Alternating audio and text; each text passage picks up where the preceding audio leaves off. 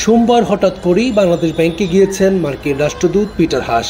স্থানীয় সময় বেলা ৩টার দিকে তিনি কেন্দ্রীয় ব্যাংকের গভর্নরের ভবনে প্রবেশ করেন। তবে ঠিক কী কারণে তিনি হঠাৎ বাংলাদেশ ব্যাংকে গিয়েছেন সে বিষয়ে আর্থিক খাতের নিয়ন্ত্রণ সংস্থাটির কোনো কর্মকর্তা মন্তব্য করতে রাজি হননি।